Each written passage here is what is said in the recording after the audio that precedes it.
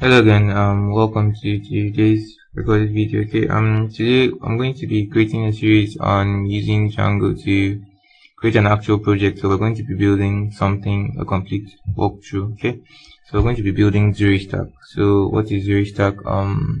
Zero Stack is going to be a Stack Overflow clone that allows people to post questions and other users to provide answers and also make upvotes basically. So just a typical Stack Overflow clone. um so I went ahead to do a basic entity relationship diagram, ARD. Okay,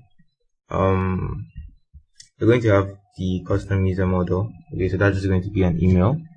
So by default, the default Django user model makes use of username as the primary key or primary identifier. Okay, well, we don't want that in our application, so we want the user's email to be the primary source of identification. Okay, so when you sign up, you need to add your email. Okay, and then we also have another model, the question model. Okay, so that's like the core model of the whole application. So users are able to create questions. Okay, and each question is going to have a title, a body, and tags. Okay, so tags being what does it relate to, so topics. Okay, we also have answers. So each question is going to have an answer. Okay, so answers are related to questions via foreign keys, and each answer has a body. Okay, so each question also gets to have comments. So comments, anybody can comment. They comment using their name, their email, the body of the comment or the text, and the question they're commenting on, or the answer they're commenting on. So questions can have comments, answers can have comments too. Okay, and then we have profile. Profile is for the user model. Okay, so the core user model or the custom user model is used primarily for authentication. Okay, and permission based logic. Okay, but then when we want to store extra information about the user, perhaps the user's birthday, perhaps the user's preferred tags, perhaps the user's specifics, okay, we use a profile so that we don't clutter our authentication model. Okay, so this is our profile model is going to hold favorite tags, which are like tags that the user wants to be notified about, or tags that the user prefers to see, and then the birthday of the user. Okay, so that is going to be a date time field. You can use that to calculate the user's age. Okay, and then we have a one-to-one relationship with the custom user model. Okay, now we also have the tag model. Okay, so tag is just a simple name. Okay, so we can have tag for programming, tag for front-end development. Okay, so tags are just allow us to identify topics. Okay, and so each question should have a tag, and each profile should be able to specify their favorite tag, so we can match users with their preferences. Then we have votes. Okay, so each question can receive votes, and each answer can also receive votes. Okay, so votes is either an upvote or a downvote. Okay, and there can also be comments on that too. Yeah, so we get to building. Okay, so actual building of stuff. Before we get started, we have to create a GitHub repository. So it's going to go to GitHub. I'm going to create a new repository. I'm going to call this Zero Stack Stack Overflow clone.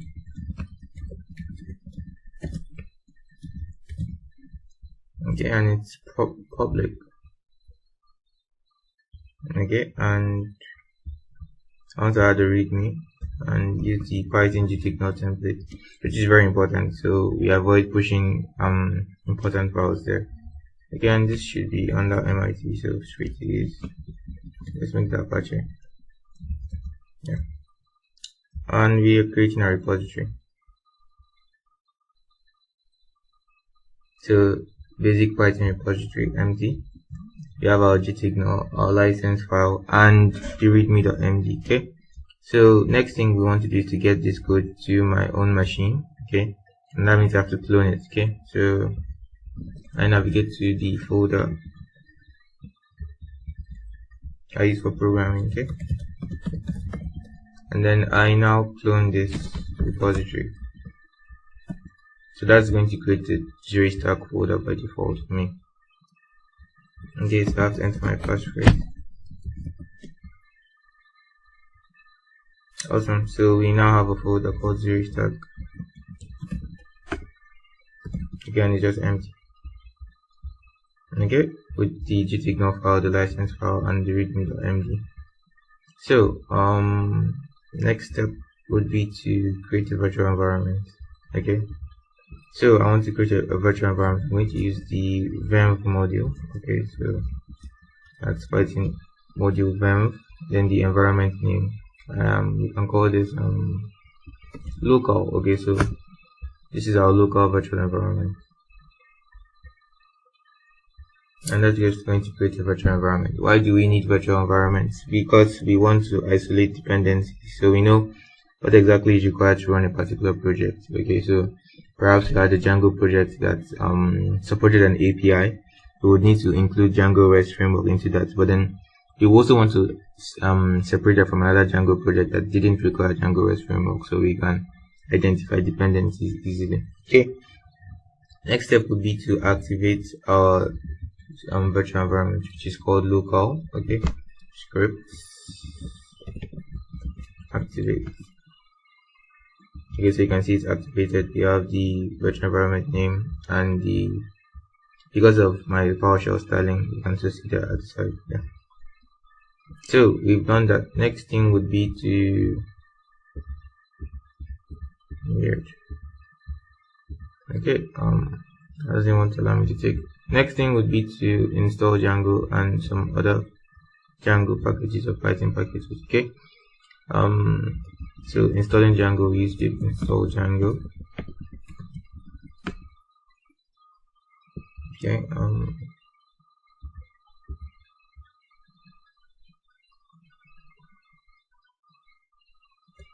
Yeah, so that's just going to install Django from the Python package index. Okay.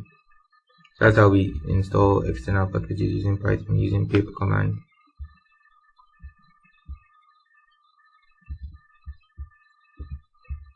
So we've created virtual environment, and we even we're installing Django still.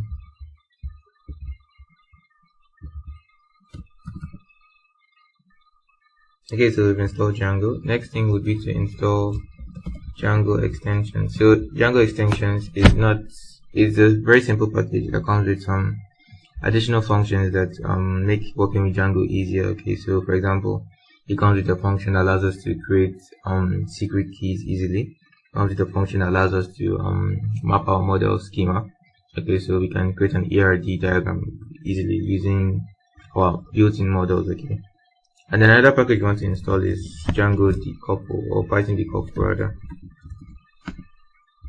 And Python decoupled is very useful when we're working with environment variables. Okay, so we want to be able to put our secret key in an environment variable, okay, and then retrieve it from there without exposing it to the public. Okay, so we still have like four files in our zero stack folder now. So that's the local folder, which is our virtual environment folder. This is a folder or directory, and our .gtignore license file and readme.md. Okay, next step would be to actually start our Django project or create a Django project. Okay,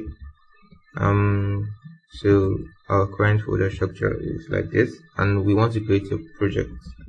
So I'll be Django admin start project zero stack project. Okay, I don't know why that's coming up. So we have our folder, right? So that's the Django project folder. So we can see all the files that are created for us.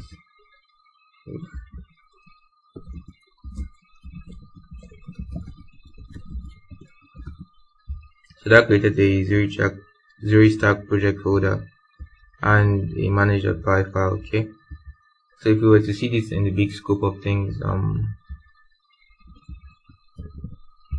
okay, let me open this up in VS Code.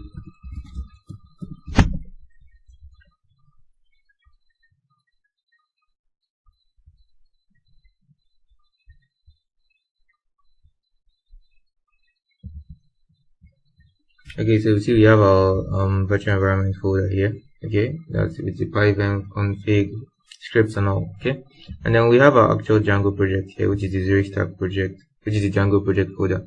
Take note that it's not inside our virtual environment folder. There's no need for that. Again, then we have our gtignore, our license, and our readme.md. Okay.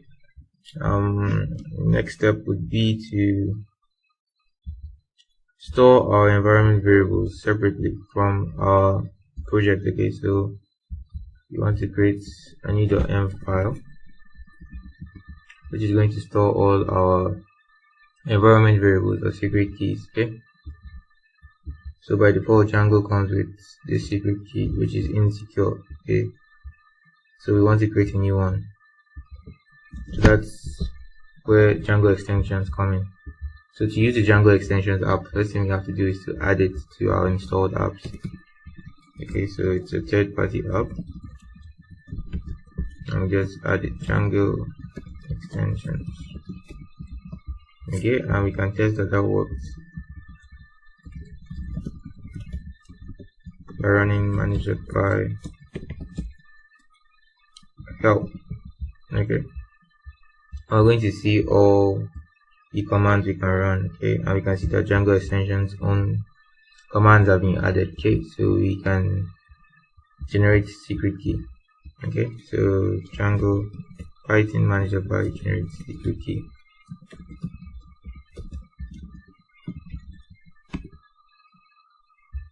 Okay, so this will be the secret key for our project.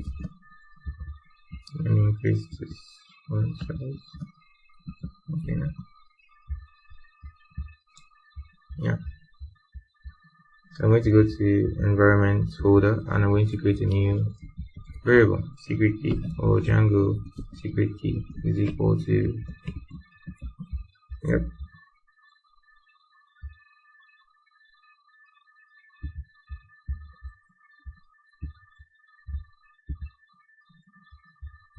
Okay,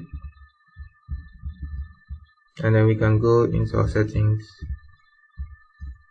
and you can add a new import. So from the couple, import config, okay, and config Django secrets key defaults. We go to the defaults insecure Django key. So that makes it easy for other people to start our project without creating a new .env file. Okay, but then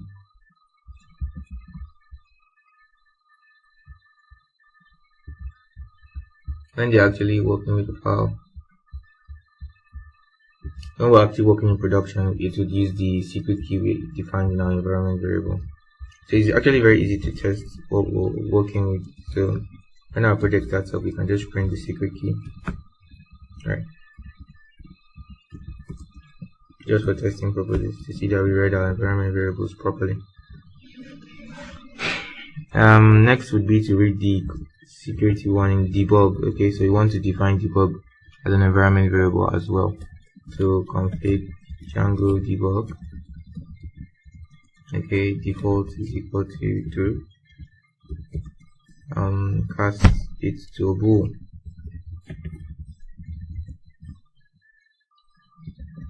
Okay, what this basically means is that we're going to read the Django debug environment variable. If you don't find that, we use a default of true, and we should cast that variable to boolean, Python boolean field. Okay, so Django debug is equal to true.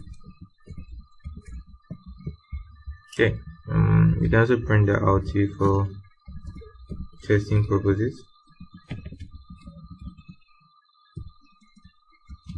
I'm just adding a new line at the end so that there will be a space. So we can try that Django manager by run server. Okay, so we see our secret key which we defined in our environment variable, and we see that debug is true, which we also set in our environment variable. Okay, and we see that we also have some unapplied migrations, which is fine. We're not going to apply them yet because we're going to be working with a custom user model. Okay, so we don't want complications. So basically, whenever you have a custom user model, do not apply migrations until you first of all created that user model. Okay, we'll get to that in the next video.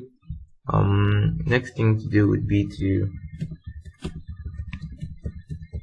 add basically modify allowed host to allow this Django project to run on any computer or any IP address. Okay, in production we'd most likely want to change this to something like example.com. okay, but then or your server's IP address, which would be something like 142. Okay, but then in our case it's okay since we're just debugging. Okay, so we can allow it to run on any machine, which is what the asterisk sign means. Okay, yeah, so since our server is up and running, we can actually test it out. So we just go to localhost 8000, which is Django startup page. Okay, and we get the Django default screen, which shows that our setup was successful. Okay, so we've gone ahead to create install Django, start the Django project, and to store secret key and config in environment variables. Okay, next thing to do would be to create apps. Okay, so for our project, which is primarily based around questions, okay, so it's Stack Overflow clone. Okay, so we have a couple of apps we need to create. Okay, so the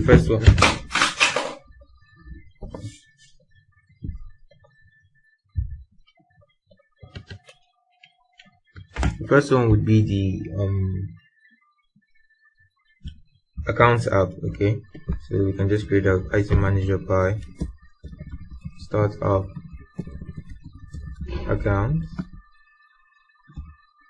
Okay, another app would be you can call it questions for now. Start up questions. Okay, so we can check our project structure and we see how we have two new folders. Okay, so that's the accounts app, which is a folder basically that holds a couple of item files. Same for the questions app. Okay, so we can take a look at our current folder structure now.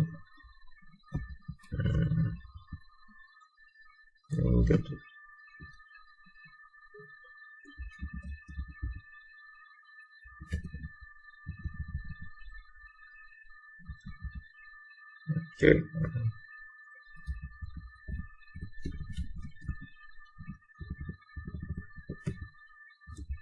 Okay, so this is our folder structure. We have the environment variable, the db.sqlite, which is our database for now, our manager.py.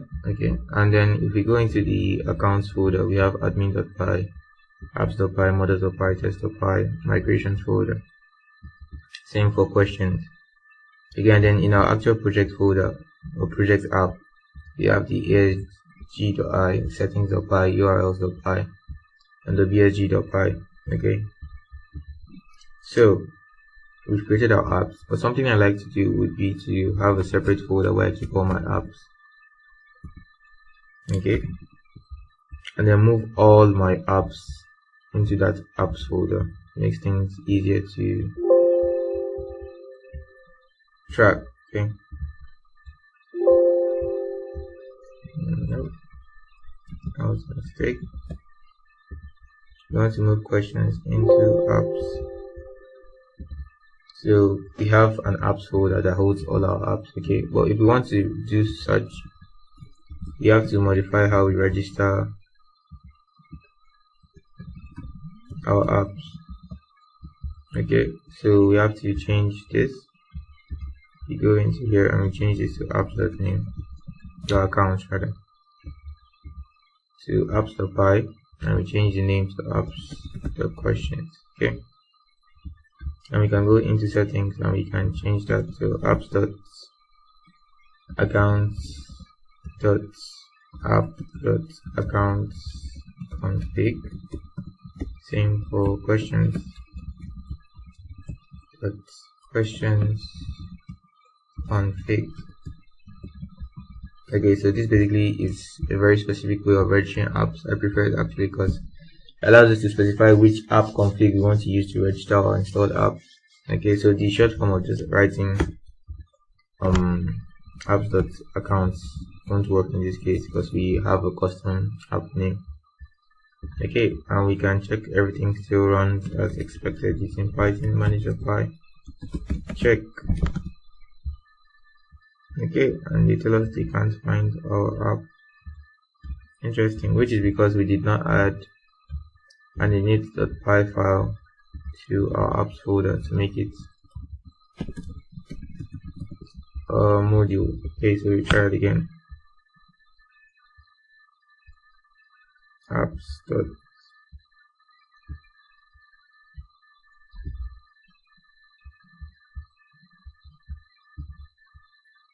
Apps. Okay, now apps.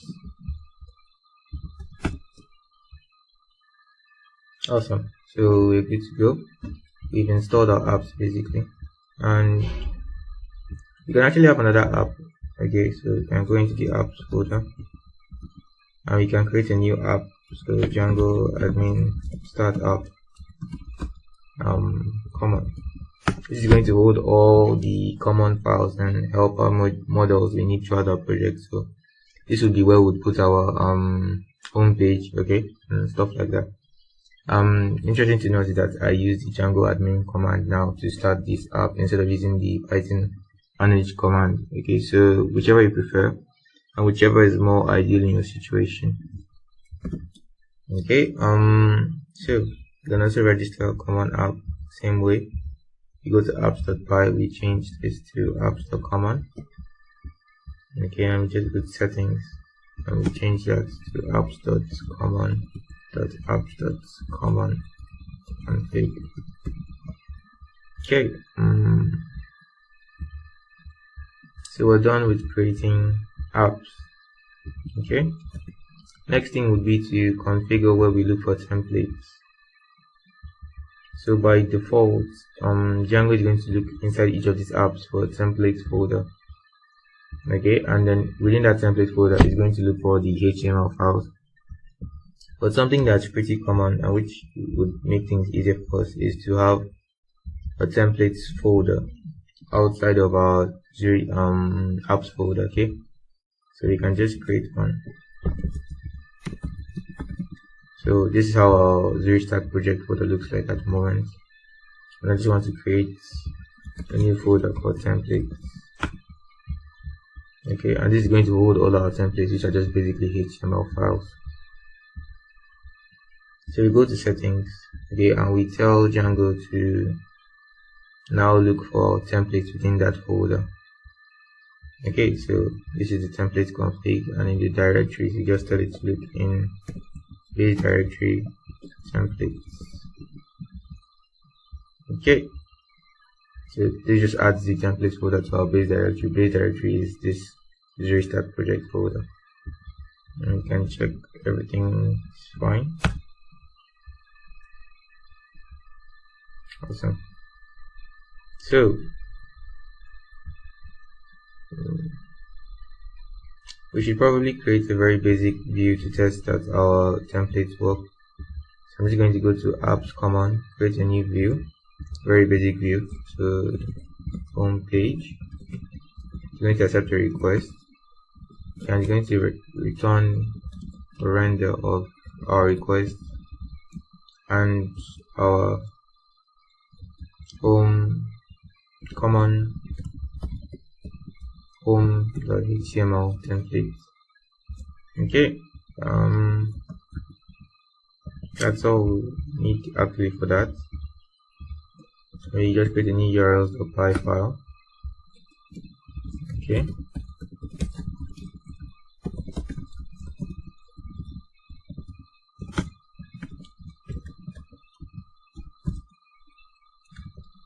so from the import view,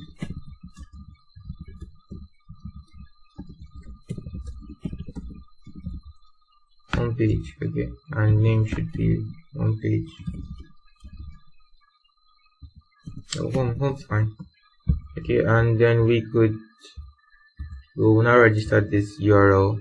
Okay, so the command.url spy in our project wide URL spy. Okay, so import include from there and path.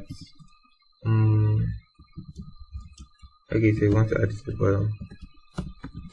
Path any include common apps dot common URL.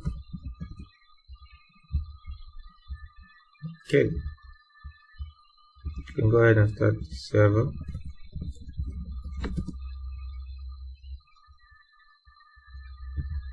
And if we go here, awesome, so we get template does not exist. Okay, which is great, which means that our view is being called correctly, and it's trying to find the template common home.html. So we're going to create that now. So common is going to be a folder app. I'm going to create a new file, home.html, which is going to be very basic HTML. Okay, I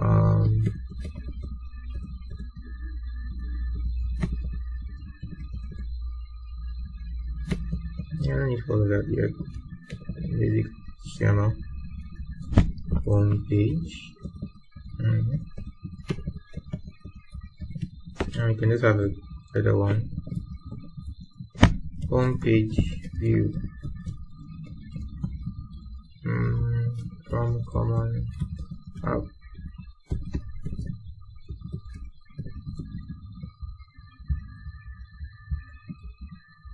Awesome, so that works.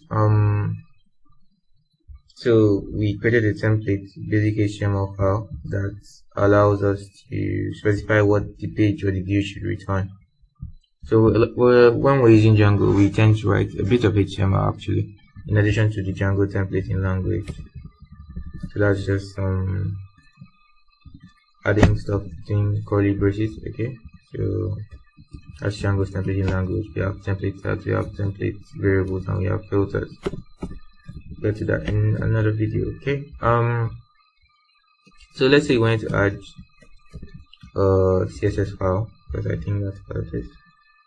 Yeah, we should add static files. Static files are CSS files, images, or JavaScript files. Okay, relationship.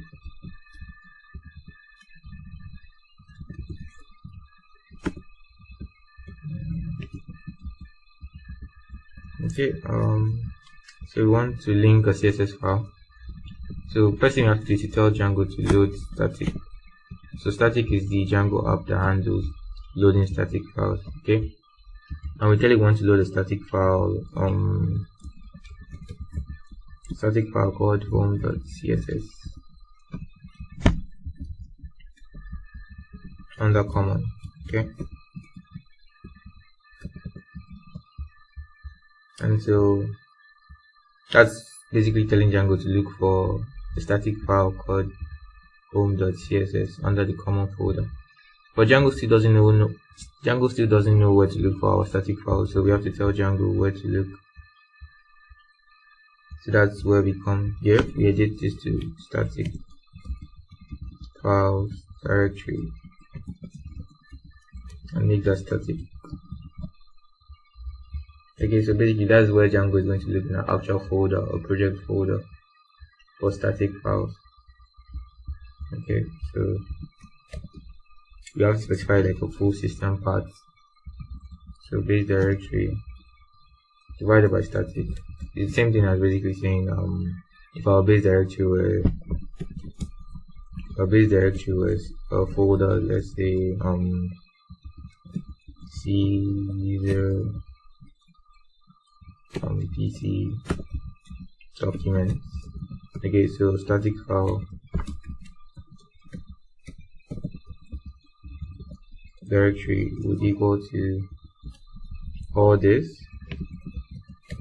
plus an additional static folder. So what that means is that we're going to create a new folder right next to templates. Okay, and we're going to call that static.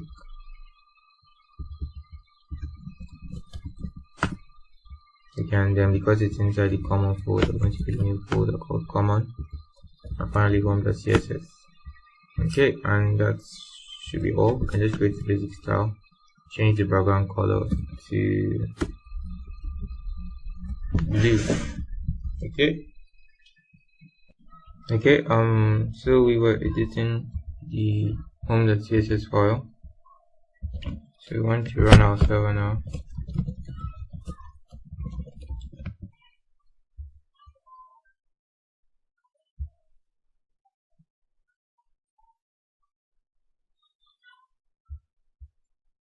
Okay, and we get an error that static files directory is supposed to be an iterable, which basically means it should be a list or a tuple. Okay, so we'll just make that a list and we're good to go. So go back to localhost and we see that our CSS is working. So we managed to change the page color or background color to blue. Okay, so we've configured our template and static folders, so we're able to serve templates and static files now. Next step would be to push the cheat up. So I'm already in the repository folder. Okay, so you can still see that.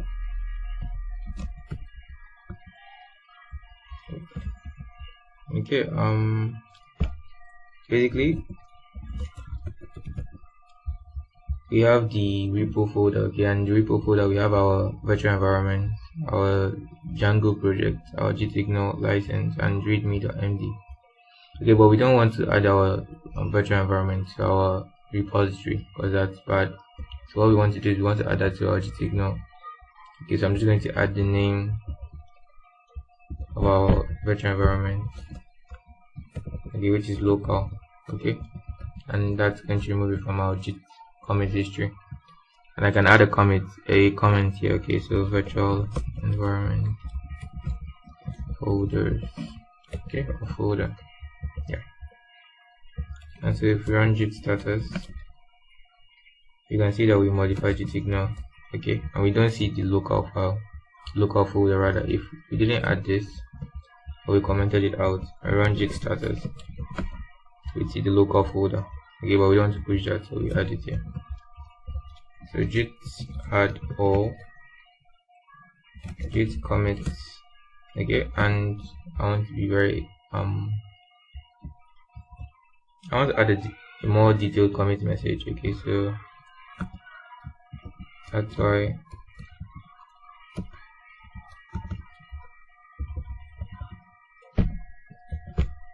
okay, so this drop vim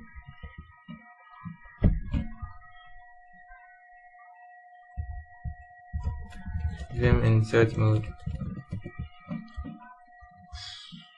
Okay, so you want to type I'm in insert mode. So this is vim. Vim is the default text editor for git. Okay, and we can just basically copy all our messages, okay, or our setup right here. Okay, so we created a virtual environment, we installed Django and other Python packages, we started our Django project, we store the secret key and config files in environment variables, we created apps, we can add their names right here, so accounts, questions, and common. Okay, and we configured our template and static folders, and we finally pushed it up.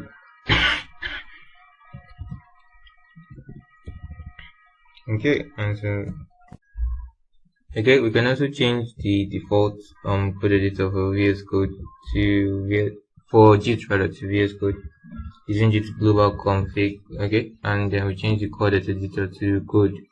Okay, so code wait. Okay, so we can check our git log and we see the newly created commit. Okay, so that's how we should write commit messages. Our commit messages should be very descriptive, okay, of everything we did in that commit. So git status, nothing to commit, so we push to origin master because I'm a master branch. That's for my private key. success. We've pushed it up. We can check that our repo folder.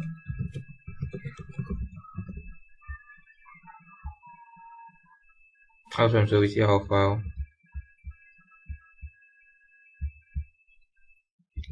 We see our commit message. Okay. So all our apps are in the app folder. Accounts, common, questions, static files, templates, and the settings.